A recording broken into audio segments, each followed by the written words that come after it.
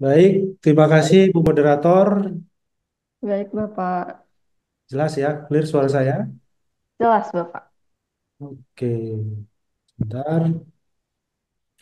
Baik, Assalamualaikum warahmatullahi wabarakatuh. Shalom, Om Swastiastu, Namo Buddhaya, Salam Kebajikan. Selamat pagi, salam sehat Bapak Ibu sekalian. Terima kasih kepada Ibu Moderator memberikan kesempatan ya untuk saya bisa berbagi mungkin pengalaman, pengetahuan selama menyusun, membantu KLPD menyusun Renstra selama ini. Nah, ini memang tidak setiap tahun datang, tapi cukup challenging karena harus menyusun sesuatu yang kita harus bayangkan 5 tahun ke depan ya. Dan ini tantangan beberapa penyusun, apalagi kalau beberapa di antaranya timnya adalah orang baru ya. Jadi itu Tuh. tantangan terbesar. Nah, barangkali saya ingin menanyakan terlebih dahulu karena ini kan sesi ketiga ya sebenarnya ya. Sesi pertama waktu itu visi misi, sesi kedua tujuan dan sasaran, sekarang sesi ketiga menyusun arah kebijakan dan strategi. Ini orang moderator kalau bisa tahu ini peserta kebanyakan baru atau beberapa sudah ngikut di sesi sebelumnya ya? Untuk sesi ini kebanyakan baru nih, Bapak. Kebanyakan baru ya. Tapi ada Betul. yang ikut sesi-sesi sebelumnya ya?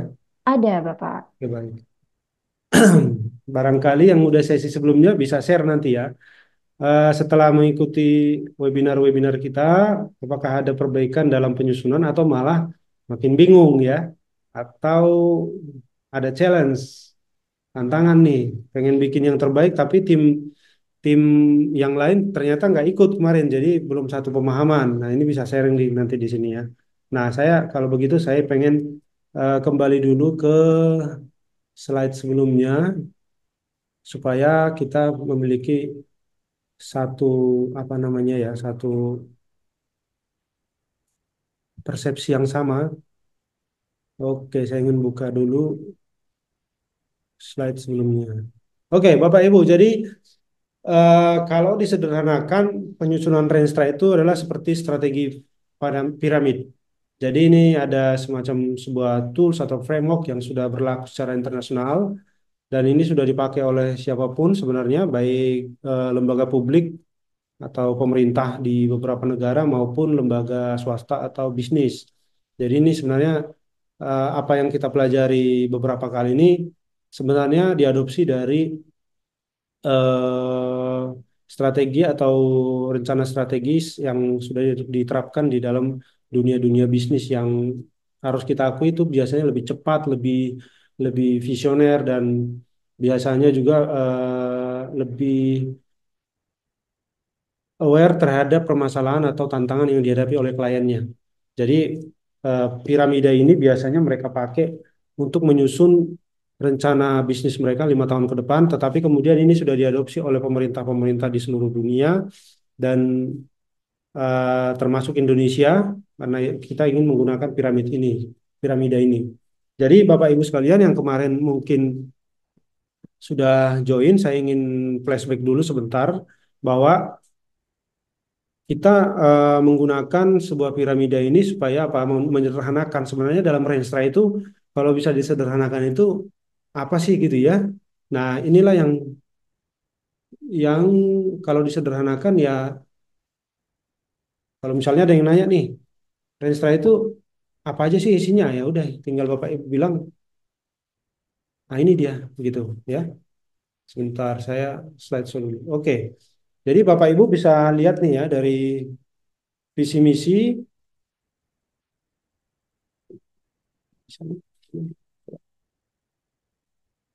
Jadi dari visi misi kemudian di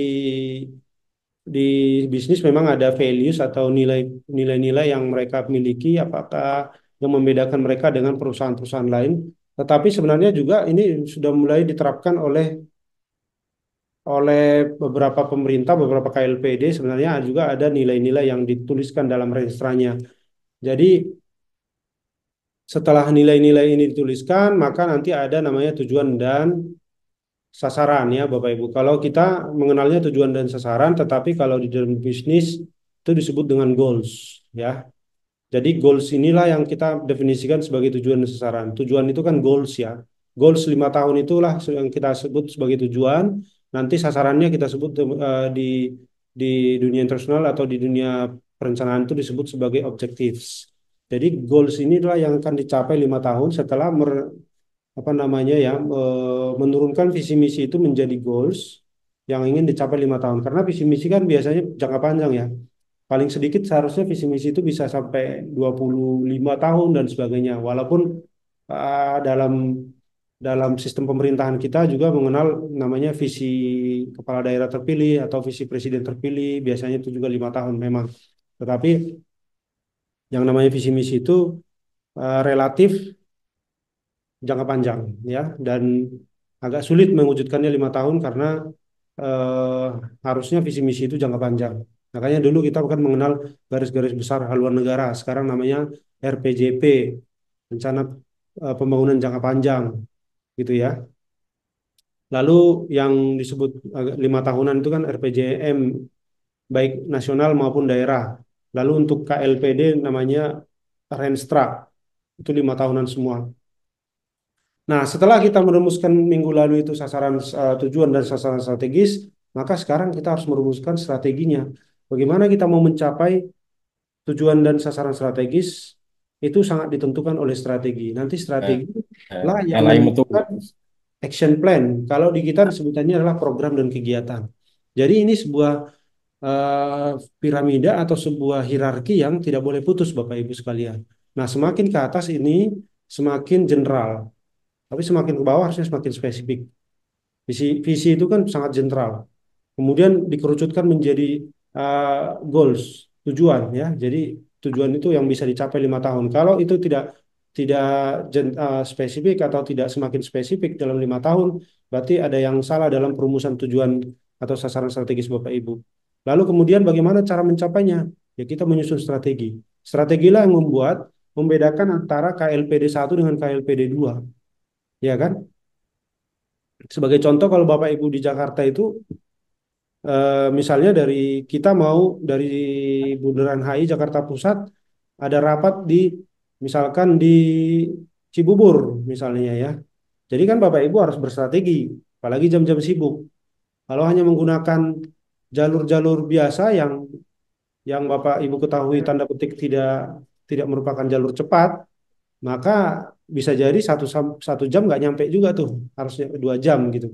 Tetapi bagi orang yang sudah mengenal Medan, tahu tujuannya harus sampai Cibubur dalam jangka waktu berapa lama, misalnya kalau dia harus berangkat jam 8 pagi, rapatnya jam 9 pagi, maka dia harus berstrategi kan begitu ya. Dia harus memutuskan dia akan melalui lewat jalur mana gitu ya. Dia akan melalui shortcut yang mana gitu ya. Dia akan melalui jalan-jalan tikus kalau bahasanya di sini di Jakarta ya.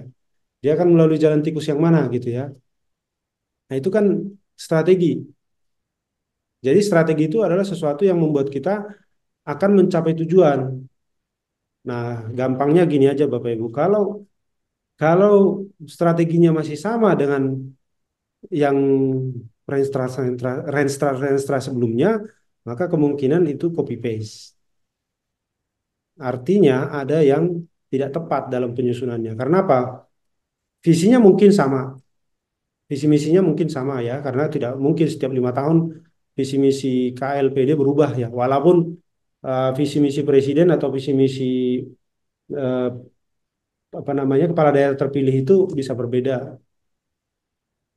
Nah itu saja kan udah berbeda nih, misalnya. Tapi mungkin saja misi yang mau kita capai itu sama. Lalu kemudian, tapi kan permasalahan kan di bab 1 itu ada namanya analisis permasalahan dan potensi. Tapi kan permasalahan tiap 5 tahun itu berbeda. Tidak mungkin masalah yang dihadapi Renstra pada tahun 2019 ke 2024 sama persis dengan Renstra 2024 ke 2029 nanti. Itu nggak mungkin. Sekarang bahkan sudah seperti di Polri misalnya nanti eh, saya dengar sedang merekrut apa namanya sarjana dari apa ya IT atau data misalnya atau apa itu untuk menghadapi ada namanya serangan-serangan cyber gitu ya. Itu aja sudah berbeda kan. Jadi dulu 5 tahun yang sebelumnya kita belum terlalu fokus pada serangan cyber, walaupun mungkin sudah aware. Tapi sekarang sudah sangat-sangat fokus. Hampir semua KL, BSSN, Kominfo, TNI, Polri, Kemenhan sudah membuat arah kebijakan ke arah sana. Nah, itu ya. Jadi visi misinya saja mungkin berbeda, kemudian permasalahan yang dihadapi sekarang sangat berbeda. Tentu tujuan yang akan dicapai itu juga harus berbeda dari tujuan sebelumnya, karena yang sekarang dengan masalah yang sekarang dengan 5 tahun itu berbeda. Nah, maka tentu saja strateginya harus berbeda. Nggak mungkin kan? Tujuan kita aja berbeda, strateginya sama aja gitu ya. Bahkan tujuan yang sama, bisa saja strategi berbeda karena apa? Kita mengevaluasi tujuan yang sama tadi tidak tercapai dengan menggunakan strategi yang lama. Maka kita harus membuat strategi yang berbeda. Nah, strategi inilah dalam bahasa Renstra Bapak Ibu yang akan menjadi program dan kegiatan. Jadi kalau Bapak Ibu ingin lihat sinerginya dari atas sampai bawah itu linear Bapak Ibu sekalian. Itu bukan asal gitu ya. Jadi tiba-tiba visi misi oke lah, gampang copy paste. Visinya KL kan harus mengadopsi visi presiden. Gampang lah, tinggal nama-nama kata-kata doang. Kalau visinya PD biasanya kan ah, sekarang kan tidak terlalu perlu menyebutkan visinya karena juga harus mengadopsi visinya kepala daerah. Lalu tinggal lihat misinya, misi kepala daerah yang mana yang menjadi misinya PD. Nah, sekarang tinggal melihat tujuan dan sasarannya. Nah, tujuan sasaran ini kan harus dirumuskan. Tujuan dan sasaran kan tidak hanya bergantung pada visi misi, tapi pada persoalan permasalahan yang sedang dihadapi atau yang kita kita proyeksikan akan terjadi dalam 5 tahun ke depan. Nah, makanya mungkin saja visi misi kepala daerah bersama antara daerah A dengan daerah B, tetapi bisa jadi tujuan dinas pendidikan daerah A dengan daerah B tidak mungkin sama. Karena permasalahan di daerah A dengan di daerah B itu berbeda. Begitu Bapak Ibu. Atau sebaliknya, visinya daerah A dengan daerah B itu berbeda kepala kepala daerahnya, tetapi permasalahannya mirip-mirip. Contoh Jabodetabek. Jabodetabek itu permasalahan mirip-mirip Bapak Ibu yang dihadapi terkait pendidikan misalnya. Ada namanya tawuran.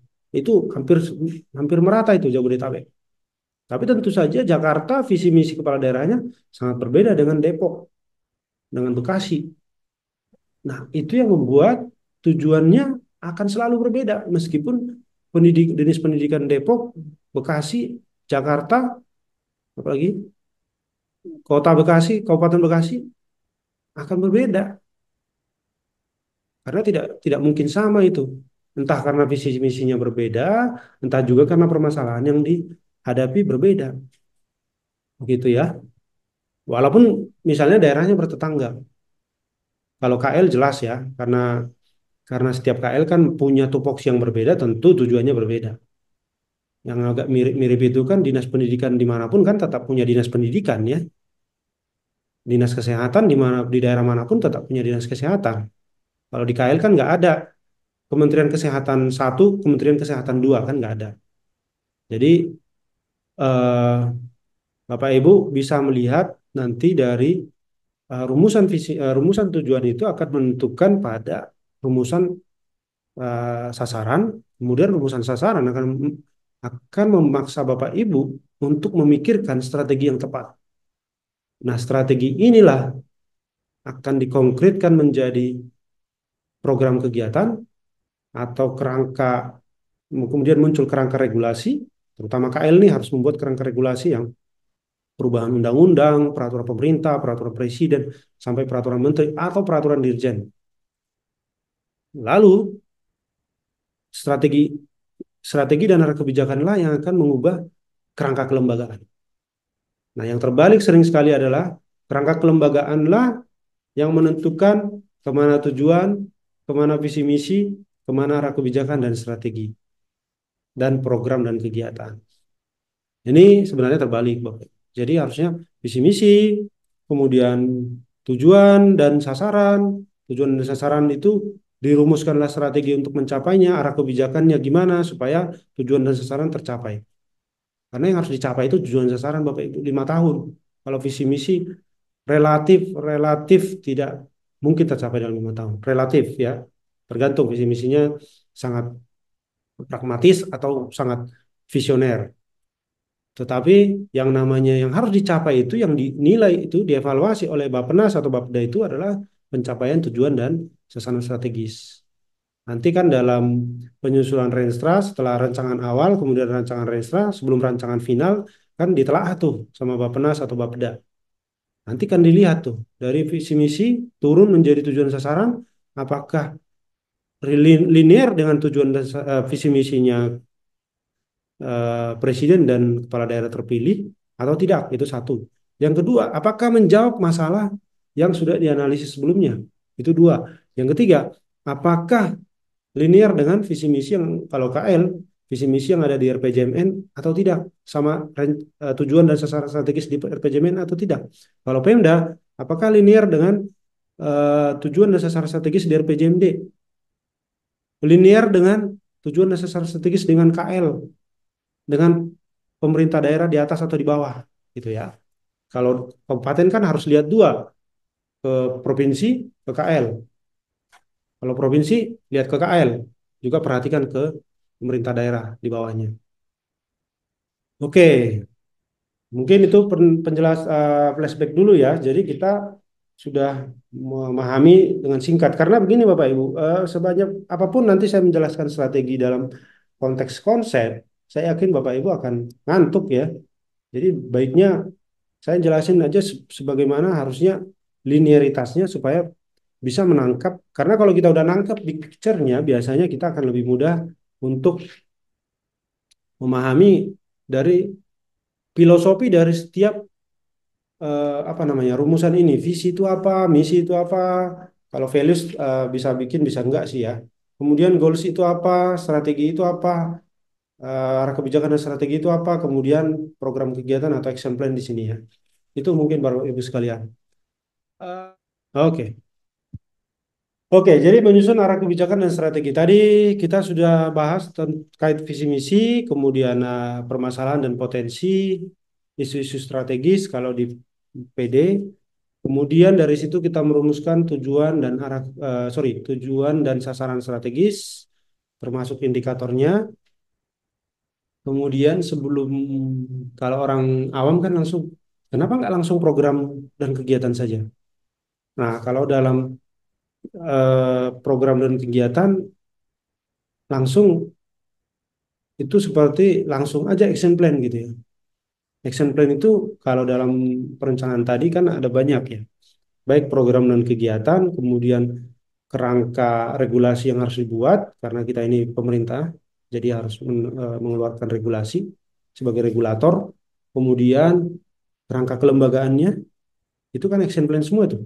Jadi merubah merubah perilaku masyarakat itu tidak hanya melalui kebijakan atau melalui program kegiatan Bapak Ibu. Mungkin saja permasalahannya ada di regulasi kita.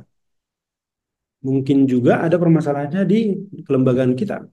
Pak Jokowi Presiden kan beberapa tahun lalu merasa apa namanya rantai kebijakan di pemerintah kita itu terlalu panjang. Akhirnya minta eselon 3 ke bawah itu difungsionalkan saja. Itu kerangka kelembagaan juga Bapak Ibu. Atau mungkin kelembagaan yang misalnya nih di KL itu misalnya tadinya ada 5 deputi atau 5 dirjen. Itu terlalu banyak atau tidak tidak responsif atau tidak agile, tahu agile ya, tidak lincah. Nah, maka ada yang harus dilebur, ada yang harus dikurangi, atau ada yang perlu ditambahkan gitu ya.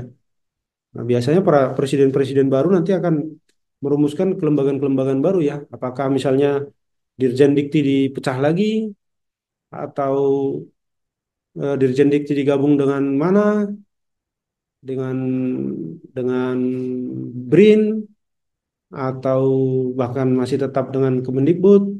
Sekarang misalnya dengan program makan siang gratis, apakah perlu kementerian baru atau ini tusi ini apa tanggung jawab ini diberikan pada Kementerian Kesehatan atau Kementerian mana gitu ya. Ini kan kerangka kelembagaan, Bapak Ibu. Jadi untuk mencapai tujuan dan sasaran itu perlu dirumuskan kerangka kelembagaannya.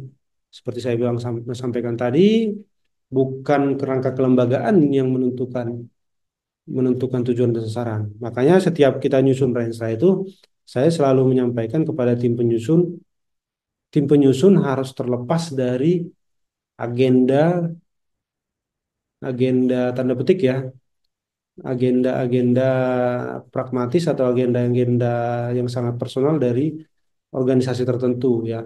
Karena belum tentu organisasi itu ada. Kita harus merumuskan KL atau PD itu mau, mau menuju mana atau menyelesaikan masalah mana atau mencapai apa. Dari situ baru kita rumuskan kelembagaannya. Kita rumuskan juga nanti regulasi mana yang diubah, ditambah atau dihapus. Dan tentu terakhir adalah kerangka pendanaan. Oke, saya tadi sudah dijelasin ya Bapak Ibu. Saya kira Bapak Ibu saya tidak ingin mengulang lagi. Tapi kalau Bapak Ibu ingin berkontak dengan saya, silakan. Ini adalah media sosial atau email yang saya miliki. Saya juga nanti akan banyak membuat apa namanya materi-materi tentang Renstra dan perencanaan lainnya melalui Instagram saya atau lewat LinkedIn saya.